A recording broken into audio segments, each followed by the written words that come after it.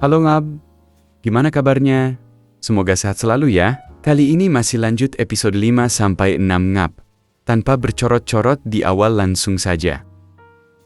Adegan berpindah ke rumah duka. Anji berdiri hening di antara pelayat, menatap peti jenazah orang tua Una.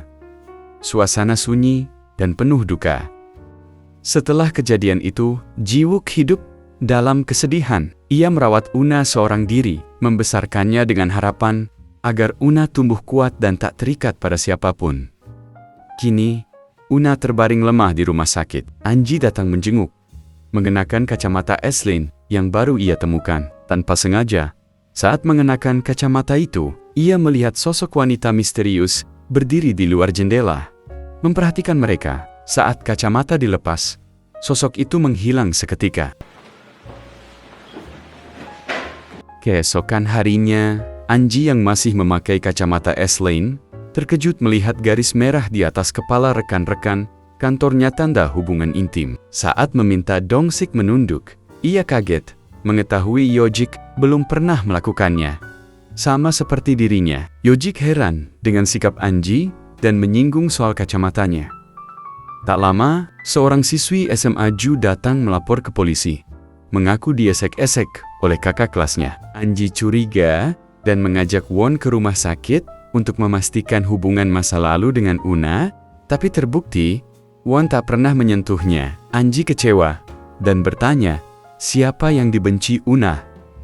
Jawabannya Kim, seorang siswi. Sementara itu, Shin Yun menerima pesan misterius menjelang ulang tahunnya. Seperti tahun-tahun sebelumnya, keesokan paginya, ia melihat Ana datang ke kelas dengan garis S di atas kepalanya. Di kantor, Anji diminta ikut menangani kasus Ana. Dalam interogasi, Ana mengaku belum pernah berhubungan intim.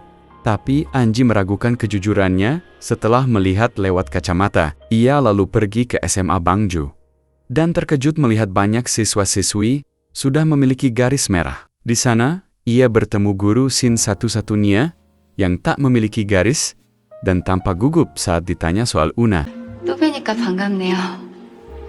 근데 괜찮을까요? Anji mencari kelas Seo Anyu, tersangka kasus Ana. Setelah bertemu, ia melihat S-line di kepala Anyu dan mulai menginterogasi. Anyu mengaku hanya stres belajar dan tak tertarik pada Ana, meski mereka dekat karena sama-sama ingin jadi penyanyi. Saat keluar sekolah, Shin Yun menatap Anji tajam dan meminta kacamata itu dikembalikan. Anji menolak, menyebut kacamata itu bisa melihat garis merah seperti yang Shin Yun pernah jelaskan. Shin Yun memperingatkan bahwa kacamata itu selalu muncul di lokasi pendiskonan. Yan datang menghentikan mereka, dan saat Anji pergi, Yan tersenyum ia melihat S-line di kepala Anji. Sementara itu, Ana mendatangi agensi dan diberitahu bahwa ia tak berbakat, suka menggoda trainee, dan sering minum. Di kantor polisi, Yojik mulai meragukan Ana, tapi Anji tetap ingin bukti. Anyu menunjukkan pesan-pesan dari Ana. Namun Ana sudah menghapus bukti dan mencuci pakaian berdarah. Ibunya mengaku yang mencucinya. Fakta terungkap. Anyu tak pernah menyentuh Ana. Kasus dianggap belum cukup bukti. Malamnya, Shin Yun menemui Anji, memberi foto mendiang ibunya. Saat Anji menyinggung soal Ana yang punya banyak S-line, Shin Yun menjelaskan, seminggu sebelum kejadian, kepala Ana masih bersih, artinya, sesuatu terjadi setelahnya. Setelah mendengar penjelasan Shin Yun, Anji mendatangi apartemen Anyu untuk memastikan beberapa hal. Saat ditanya soal botol miras yang diminum bersama Ana, Anyu gugup dan mengaku sudah membuangnya karena tak suka menyimpan barang bekas. Ia berdalih harus tidur lebih awal. Sementara itu, Yun kembali ke motel tempat ia dulu bekerja. Diam-diam diawasi seorang wanita. Ia menyelidiki asal-usul kacamata S-line yang sering muncul di tempat kejadian perkara, termasuk siapa yang menyebarkannya ke para pelaku. Di kamar salah satu pelaku sebelumnya, Shin Yun memeriksa cermin, lalu muncul San yang membuntutinya. Yun heran, kenapa Shin Yun kembali ke tempat angker itu? Mereka sempat bercanda, lalu saling berciuman. Keesokan paginya, Anji menemukan selimut baru milik Anyu dibuang sembarangan, bukan di tempat kain bekas. Hal ini menambah kecurigaan. Di sekolah, Anyu dipanggil ke ruang interogasi. Sebelum masuk, ia menatap 4 temannya yang tegang. Saat ditanya soal selimut, Anyu kembali berdalih tak suka barang bekas. Anji mendesaknya soal hubungan dengan Ana. Anyu mengaku Ana yang mengejarnya, dan ia hanya memberinya minuman hingga tak sadarkan diri. Saat miras habis, ia keluar membeli lagi. Dalam penyelidikan rekaman CCTV, Anji dan Yojik menemukan bahwa 4 teman Anyu memiliki S-line. Saat Ana datang ke sekolah, Shin-yun melihat garis E-line-nya terhubung dengan keempat teman Anyu. Ia langsung menghubungi Anji. Ternyata, Anji sudah berada di sekolah. Ia segera menyeret 3 siswa ke ruang interogasi. Salah satu dari mereka ketakutan dan minta dipulangkan. Anji mengizinkan, namun saat perjalanan pulang, mereka justru menuju lokasi kejadian. 나가봐요. 네? 아니, 시간 나 이런 씨. Murid itu terkejut saat tahu mereka dibawa ke lokasi kejadian. Anji menyuruh Yojik berpura-pura berbicara serius untuk menekannya. Murid itu semakin panik dan akhirnya kabur saat pintu mobil dibuka. Setelah ditangkap dan diborgol, ia histeris dan mengaku telah melakukan aksi bersama-sama, tapi menyebut Anyu sebagai otaknya. Teman-teman Anyu pun mengaku Anyu yang memberi campuran pada Ana hingga pingsan, dan mereka hanya menjalankan perintahnya. Ana kemudian datang ke ruang interogasi, membawa barang bukti berupa obat yang ditemukan di kamar Anyu. Ia menyampaikan bahwa semua saksi telah menunjuk Anyu sebagai pelaku utama. Setelah kasus terbongkar, Anji mengantar Shin-yun pulang sambil membahas peran penting kacamata S-line dalam mengungkap kebenaran. Namun tiba-tiba, Anji mendapat telepon dari rumah sakit. Una menghilang dari kamarnya. Para perawat panik dan menunjukkan rekaman CCTV guru Eugene terlihat membawa Una ke mobil.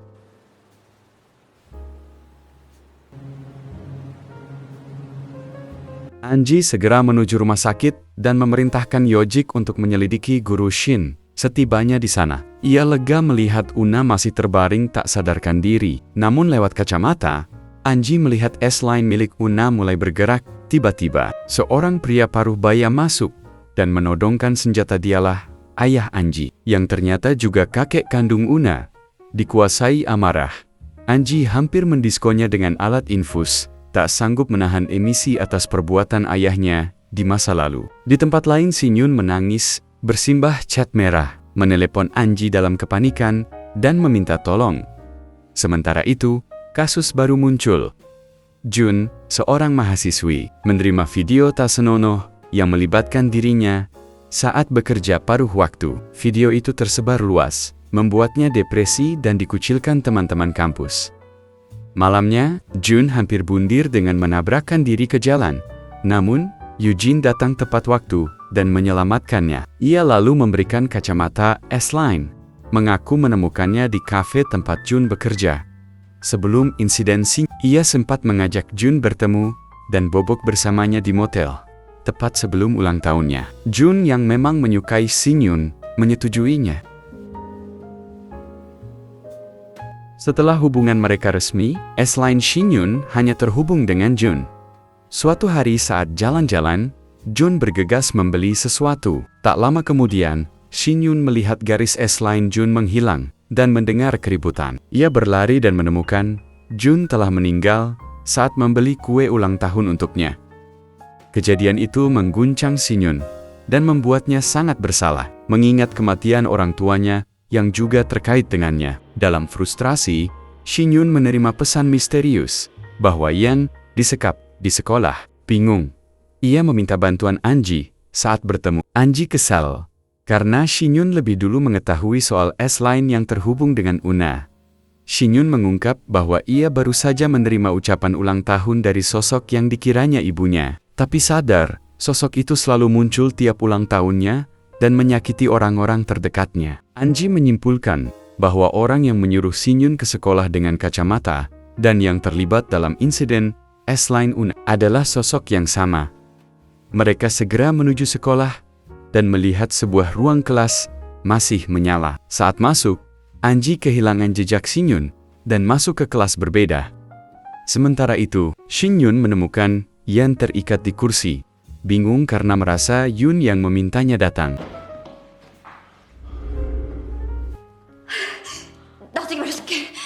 Di dalam sekolah, Anji merasa lorong yang dilaluinya berputar-putar dan buntu. Hal sama terjadi pada Shinyun dan Yan saat naik turun tangga.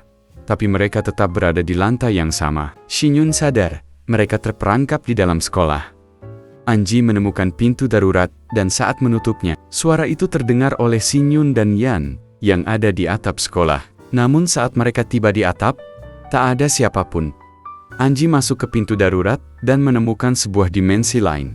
Di sana, sekelompok orang berpakaian krem membentuk lingkaran. Di tengah mereka, Jun memegang pisau. Di samping seseorang yang tubuhnya tertutup kain dan terbaring di meja.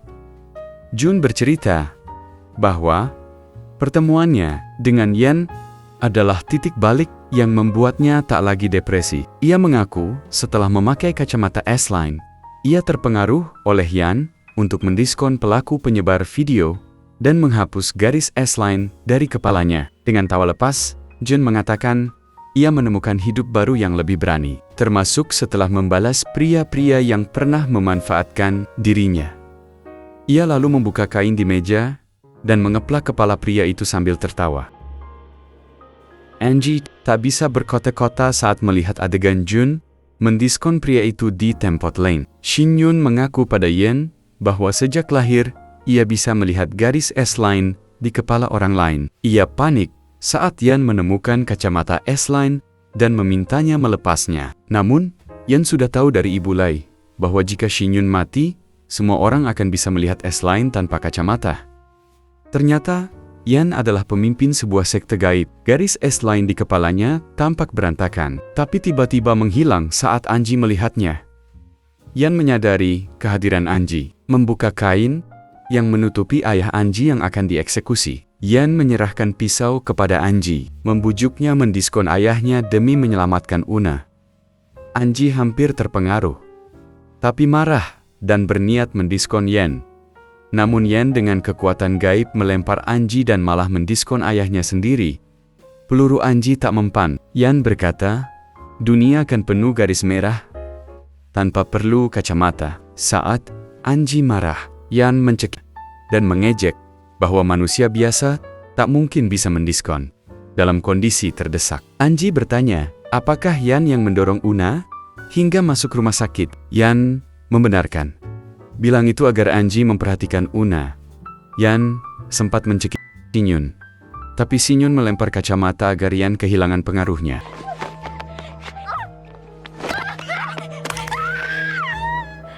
Setelah kacamata lepas, Yan sadar, tapi darah dari goresan di wajah Shinyun terbang membawa mereka ke dunia lain tempat. Sekte Yan dan Anji terperangkap. Melihat Anji dalam bahaya, Shinyun mencoba menyelamatkan dan bertanya pada Yan tujuan kekacauan ini, dan kenapa ia membuat orang bisa melihat S-Line. Yan menjawab kemampuan Shinyun bukan kutukan, tapi anugerah, dan bertanya, apakah Shinyun penasaran? Kenapa bisa melihat garis merah sejak lahir? Shinyun menolak, menegaskan banyak orang berkonflik gara-gara S-Line. Para pengikut Yan melepas kacamata mereka dan mengelilinginya, siap menyaksikan ia mendiskon Shinyun. Saat Yan hendak menusuk Shinyun dengan pisau, seorang wanita muncul dan menghentikannya. Ternyata ibu kandung Shinyun. Ia mengaku pernah mendiskon suaminya setelah melihat garis S-Line antara suaminya dan saudara perempuannya melalui kacamata itu. Ia meminta maaf pada Shinyun dan menegaskan ini bukan salah anaknya, lalu meninggal di tempat. Shinyun yang marah mencoba melawan Yan, tapi Yan lebih cepat mencucuk perutnya. Anehnya, darah Yan tidak jatuh ke tanah, melainkan melayang membentuk gumpalan merah yang berputar di udara. Yan menarik gumpalan itu ke lingkaran ritual. Suara teriakan pengikutnya terdengar, namun di tengah kekacauan, Shinyun sadar dan berhasil mencucuk Yan sebelum mati. Yan berkata bahwa kini sudah terlambat, dunia sudah bisa melihat garis S-Line tanpa kacamata. Setelah kematian Yan, para pengikutnya tersadar dan melarikan diri ketakutan. Anji terbangun di tengah orang-orang panik. Di dunia nyata, Shinyun bertemu Yan dan Anji yang hendak mengambil kacamata, tapi dicegah olehnya. Langit kota kini penuh dengan garis merah. Tanda S-Line sudah bisa dilihat semua orang tanpa bantuan alat.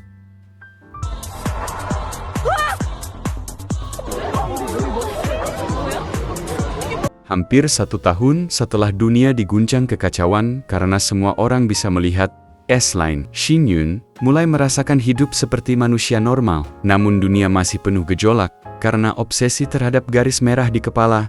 Una, yang sudah siuman, kembali ke sekolah dan dijemput pamannya. Semua terkejut melihat S-Line di atas mobil pamannya, sangat banyak dan mencolok. Shin Yun kini kembali sendiri, mengunjungi makam Jun, kekasihnya, sambil membawa jaket Jun. Saat meletakkan jaket, ia mendengar seseorang memanggil namanya. Ternyata itu Yan yang masih hidup membisikkan. 현우봐, Gimana Ngab? Filmnya cukup mengeseskan bukan? Ambil positifnya aja. Buang yang bikin beban. Hahaha. Selanjutnya Ngab sebelum lihat S-Line, tekan subscribe dulu ya. Gratis kok. Tapi bisa bikin harimu lebih semangat. Sampai ketemu lagi Ngab.